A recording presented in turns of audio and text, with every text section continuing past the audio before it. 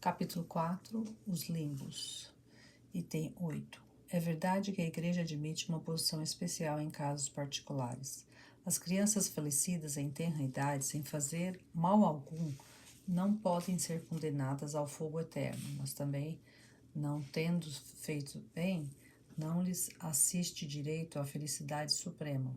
Ficam nos limbos, diz-nos a Igreja, nessa situação jamais definida, na qual, se não sofrem, também não gozam da bem-aventurança. Esta, sendo tal sorte irrevogavelmente fixada, fica-lhes defesa para sempre.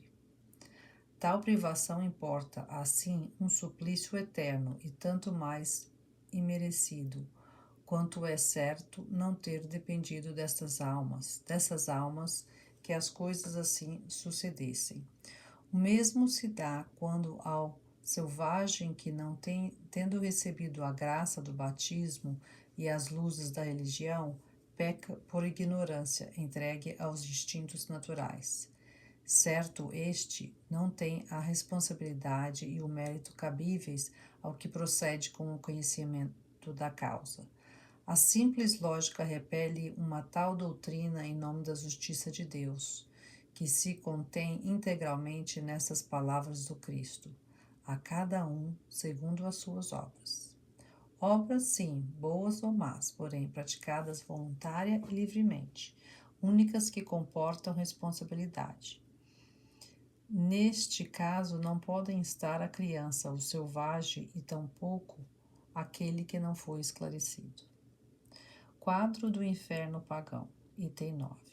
O conhecimento do inferno pagão não nos é fornecido quase exclusivamente pela narrativa dos poetas, Homero e Virgílio. Dele deram a mais completa descrição, devendo, contudo, levar-se em conta as necessidades poéticas impostas à forma. A descrição de Fénelon no Aventuras de Telêmaco, posto que aurida na mesma fonte quanto as crenças fundamentais, tem a simplicidade mais concisa da prosa. Descrevendo o aspecto lúgubre dos lugares, preocupa-se principalmente em realçar o gênero de sofrimento dos culpados, estendendo-se sobre a sorte dos maus reis, com vista à instrução do seu régio discípulo. Por muito popular que seja essa obra, nem todos têm presente à memória a sua descrição, ou não meditaram sobre ela de modo a estabelecer comparação, e assim acreditamos de utilidade reproduzir os tópicos que mais diretamente interessam ao nosso assunto, isto é, os que se referem especialmente às penas individuais. Item 10. Ao entrar Telêmaco, nota de rodapé 14, a nota de rodapé é personagem da Odisseia, filho de Odisseus e Penélope. Houve gemidos de uma sombra inconsolável. Qual é, pergunta-lhe, a vossa desgraça? Quem fostes na terra? Nabovarsan, responde a sombra, rei da soberba Babilônia. Ao ouvir meu nome, tremiam todos os povos do Oriente. Faziam-me adorar pelos babilônios num templo todo de mármore, representado por uma estátua de ouro, e cujos pés se queimavam noite e dia os preciosos perfumes da Etiópia. Jamais alguém ousou contradizer-me sem de pronto ser punido. Inventavam-se dia a dia prazeres novos para tornar-me a vinda mais e mais deliciosa. Moço e robusto, quantos prazeres me restavam ainda por usufruir no trono. Mas certa mulher que o amava e não correspondia, fez-me sentir claramente que eu não era um deus. Envenenou-me e nada mais sou. As minhas cinzas foram ontem encerradas com pompa em urna de ouro. Choraram, arrancaram cabelos, pretenderam fingidamente atirar-se às chamas de minha fogueira, a fim de morrerem comigo. Vão ainda gemer junto do túmulo de minhas cinzas, mas ninguém me deplora. A minha memória horroriza a própria família, enquanto aqui embaixo sofro sofro já horríveis suplícios. Telêmaco, compungido ante esse espetáculo, diz-lhe: Éreis vós verdadeiramente feliz durante o vosso reinado? Sentíeis, porventura, essa paz suave sem a qual o coração se conserva opresso e abatido em meio a delícias? Não, respondeu o babilônio. Não sei mesmo o que quereis dizer. Os sábios exaltam essa paz como bem único. Quanto à raiva, nunca a senti. Meu coração agitava-se continuamente por novos desejos de temor e de esperança.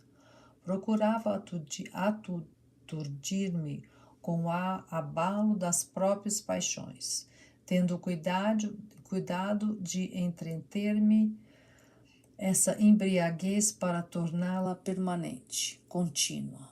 O menor intervalo de razão, de calma, se me ia, muito amargo. Eis a paz que fruí. Qualquer outra parece-me antes uma fábula, um sonho. São esses os bens que choro. Assim falando, Babilônio chorava qual homem pusilânime, elevado pelas prosperidades, desabituado de suportar resignadamente uma desgraça. Havia junto dele alguns escravos mortos em homenagem honrosa aos seus funerais. Mercúrio, nota de rodapé, deus romano do comércio e dos viajantes. Os entregara a Caronte, nota de rodapé 16, barqueiro dos enfermos que, mediante pagamento, transportava os mortos na travessia das águas infernais. Com o seu rei, outorgando-lhes poder absoluto sobre esse rei a quem tinham servido na terra. Essas sombras de escravos não temiam a sombra de Nubofarzan, que rentinham encadeada, infligindo-lhe as mais cruéis afrontas. Dizia-lhe uma: Não éramos nós homens iguais a ti? Insensato que eras, julgavas-te um Deus, a ponto de esqueceres a tua origem comum a todos os homens. Outra, para insultá-lo, dizia: Tinhas razão em não querer que por homens se houvessem, porque na verdade eras um monstro desumano. Ainda outra: Então, onde estão agora os teus aduladores? Nada mais tens a dar, desgraçado. Nem mesmo mal podes fazer mais. Eis-te reduzida a escravo dos teus escravos. A justiça dos deuses tarda, mas não falha. A estas frases duras, Nabovarsan se rojava por terra, arrancando os cabelos em acesso de raiva e desespero, mas Caronte instigava os escravos. Arrastem-no pela corrente, levantem-no contra a vontade. Não possa ele consolar-se escondendo a sua vergonha. Preciso é que todas as sombras do Estige, nota de rodapé 17, da mitologia grega, o maior dos rios do inferno, a testemunhem como justificativa aos deuses que por tanto tempo toleraram o reinado terreno deste ímpio. E ele avisa logo, bem perto de si, o negro tártaro evolando escuro e espesso fumo, cujo cheiro metífico daria a morte se espalhasse pela morada dos vivos. Esse fumo envolvia um rio de fogo, um turbilhão de chamas, cujo ruído, semelhante às torrentes mais caudalosas quanto se despenham de altos rochedos em profundos abismos, concorria para que nada se ouvisse nesses lugares tenebrosos. Telêmaco, secretamente animado por Minerva, entra em medo nesse barato. Viu primeiramente um grande número de homens que tinham vivido nas mais humildes condições, punidos por haverem procurado riquezas por meio de fraudes, traições e crueldade. Aí notou muito ímpios, hipócritas que, simulando amar a religião, Delas se tinham servido como de um belo pretexto para satisfazerem ambições e zombarem dos crédulos. Os que haviam abusado até de própria virtude, o maior dom dos deuses, eram punidos como os mais celerados de todos os homens. Os filhos que haviam degolado seus pais, as esposas que mancharam as mãos no sangue dos maridos, os traidores que venderam a pátria, violando todos os juramentos, sofriam, apesar de tudo, penas menores que aqueles hipócritas. Os três juízes infernais assim o queriam. Por esta razão, os hipócritas não se contentam com ser maus como os demais ímpios, porém, querem passar por bons e concorrerem por sua falsa virtude para a descrença e corrupção da verdade. Os deuses, por eles zombados e desprezados perante os homens, empregam com prazer todo o seu poderio para se vingarem de tais insultos. Perto destes, outros homens aparecem, que vulgarmente se julgam isentos de culpa, mas que os deuses perseguem desapiedadamente. São os ingratos, os mentirosos, os aduladores que louvaram o vício, os críticos perversos que procuraram enodoar a mais pura virtudes. Enfim, aqueles que, julgando temerariamente das coisas, sem a conhecer a fundo, prejudicaram por isso a reputação dos inocentes. Telêmaco, vendo os três juízes sentados a condenarem um homem, ousou perguntar-lhes quais os seus crimes. O condenado, tomando a palavra de pronto, exclamava: Nunca fiz mal algum. Todo o meu prazer era praticar o bem. Fui sempre generoso, justo, liberal e compassivo, que se pode, pois, exprobrar-me? Minos então lhe disse: Nenhuma acusação se te faz quanto aos homens, porém, a estes menos não devias que aos deuses? Que justiça, pois, é essa de que te vanglorias? Para com os homens que nada são, não faltaste jamais a qualquer dever, foste virtuoso, é certo, mas só atribuíste esta virtude a ti próprio, esquecendo os deuses que te deram. Tudo porque querias gozar do fruto da tua virtude encerrado em ti mesmo. Foste a tua divindade.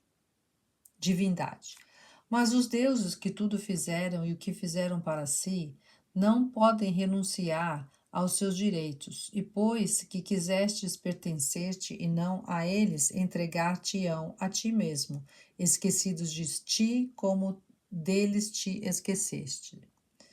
Procura agora, se podes, o consolo em teu próprio coração. Este agora para sempre separado dos homens, aos quais queriais agradar, este só contigo, tu que eras o teu ídolo. Fica sabendo que não há verdadeira virtude sem respeito ao amor aos deuses, a quem tudo é devido. A tua falsa virtude, que por muitos anos deslumbrou os ingênuos, vai ser confundida. Não julgando os homens o vício e a virtude senão pelo que lhes agrada ou os incomoda. São os cegos quanto ao bem e quanto ao mal. Aqui uma luz divina derroga seus julgamentos artificiais, condenando muita vez o que eles admiram e outras vezes justificando o que condenam. A essas palavras o filósofo, como que ferido por um raio, mal podia suster-se. O deleite que tivera outrora em rever a sua moderação, a coragem, as inclinações generosas transformavam-se em desespero. A visão do próprio coração inimigo dos deuses promove-lhe suplícios. Vê, e não pode deixar de se ver. Vê a vaidade dos preconceitos humanos, aos quais buscava lisonjear em todas as suas ações. Opera-se uma revolução radical em todo o seu íntimo, como se lhe revolvessem todas as entranhas. Reconhece-se outro? não encontra apoio no coração, a consciência cujo testemunho tão agradável lhe fora, revolta-se contra ele, incriminando-lhe amargamente o desvario, a ilusão de todas as suas virtudes, que não tiveram por princípio e por fim o culto da divindade. E ele, perturbado, consternado, preso da vergonha, do remorso, do desespero. As fúrias, nota de rodapé 18, 3 deusas gregas da vingança, Alecto, Tisífone e Megera. Não o atormentaram, bastando-lhes o terem-no entregado a si próprio para que espie pelo coração a vingança dos deuses desprezados. Procurando a treva, não pode encontrá-la, porquanto inoportuna luz o segue por toda parte. De todos os lados, os raios penetrantes da verdade vingam a verdade que ele desdenhou seguir. Tudo que amava se lhe torna odioso como fonte dos seus males infendáveis, murmura consigo. Ó insensato, não conheci, pois nem os deuses, nem os homens, nem a mim mesmo, porque jamais amei o verdadeiro e único bem.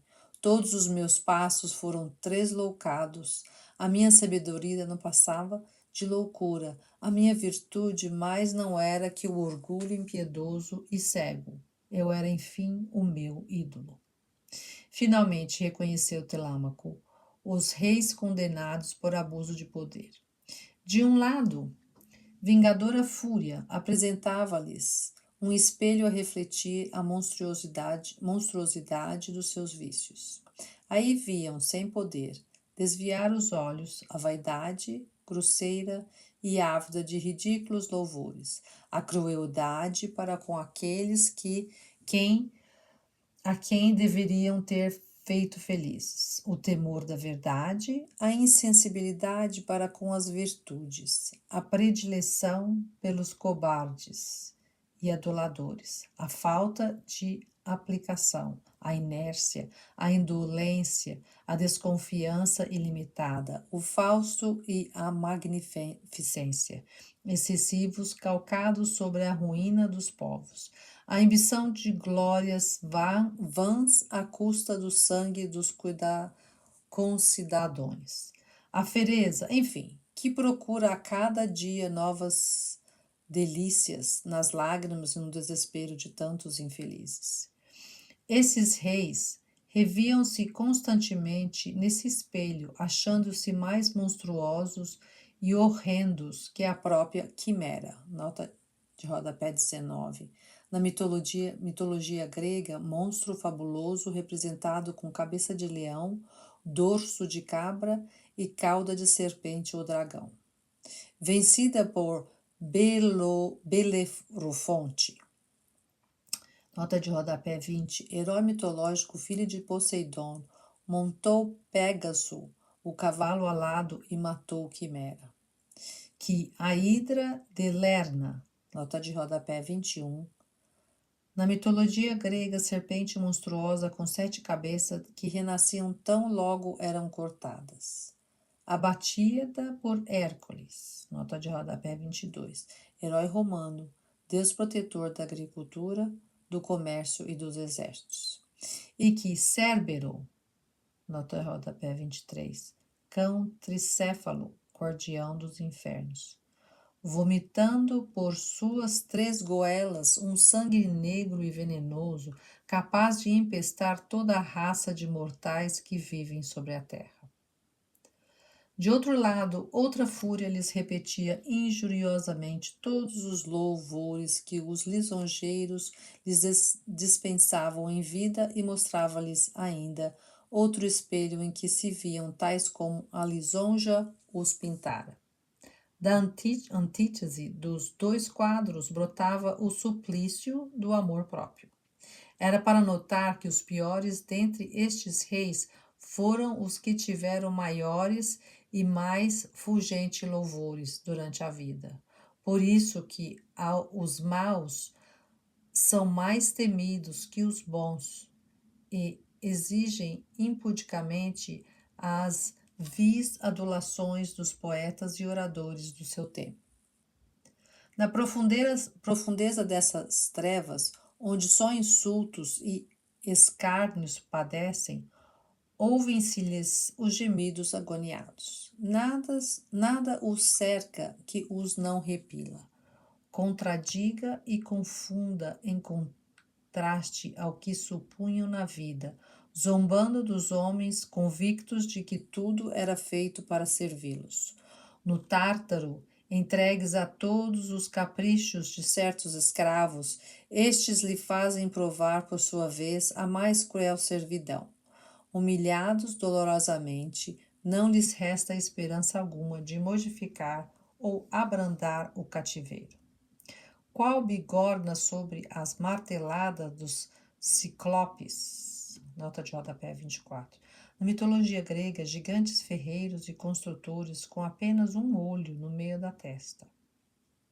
Quando Vulcano, nota de rodapé 25, deus romano do fogo e da metalurgia. Os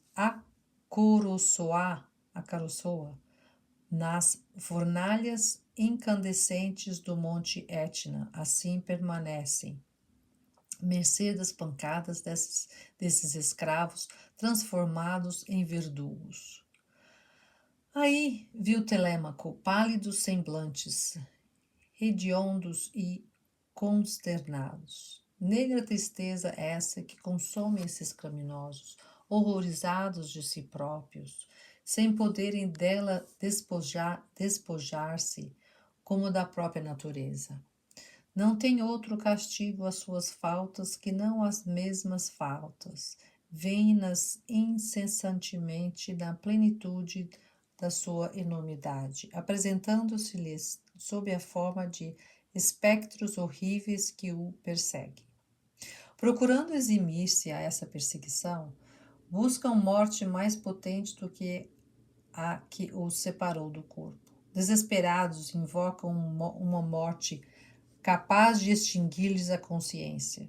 Pedem aos abismos que os absorvam, a fim de se furtarem os raios vingadores da verdade que os atormenta. Mas continuam votados à vingança que sobre eles destila gota a gota e que jamais estancará. A verdade que temem ver constituir-se em suplício, veem-na, contudo, e só têm olhos para vê-la erguer-se contra eles, ferindo-os, despedaçando-os, arrancando-os de si mesmo, como o raio, sem nada destruir-lhes exteriormente, a penetrar-lhes no âmago das entranhas. Entre os seres que lhe iriçavam os cabelos, viu Telêmaco vários e antigos reis da Lídia, punidos por haverem preferido ao trabalho as delícias de uma vida inativa, quando aquele deve ser o consolo dos povos e, como tal, inseparável da realeza. Estes reis lastimavam-se reciprocamente a cegueira. Dizia um a outro que fora seu filho. Não vos tinha eu recomendado tantas vezes durante a vida e ainda antes da morte que reparasseis os males ocorridos por negligência minha? Ah, desgraçado pai, dizia o filho, foste vós que me perdestes. Foi o vosso exemplo que me inspirou o Fausto, o orgulho, a voluptuosidade e a crueldade para com os homens. Vendo-vos governar com tanta incúria, cercado de adulantes infames, habituei-me ao prazer, à lisonja e os prazeres. Acreditei que os homens eram, para os reis, o que os cavalos e outros animais de carga são para aqueles, isto é, animais que só se consideram enquanto proporcionam serviços e comodidades.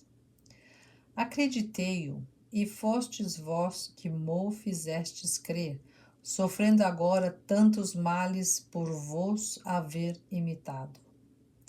A essas recriminações aliviam as mais acerbas blasfêmias. como que possuídas de raiva bastante para se despedaçarem mutuamente.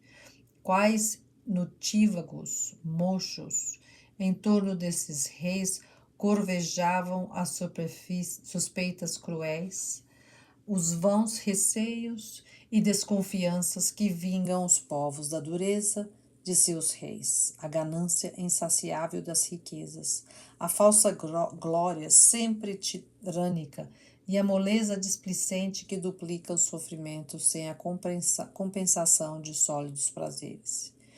Viam-se muitos desses reis severamente punidos, não por males que tivessem feito, mas por terem negligenciado o bem que deveriam fazer.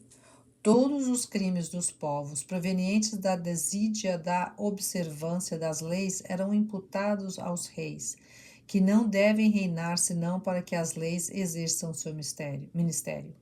E imputavam-se-lhes também todas as desordens decorrentes do fausto, do luxo e dos demais excessos que impedem o homem à violência, instigando-os à aquisição de bens com o desprezo das leis. Sobretudo recaía o rigor sobre os reis que, em vez de serem bons e vigilantes pastores dos povos, só cuidavam de devastar o rebanho, quais lobos devoradores.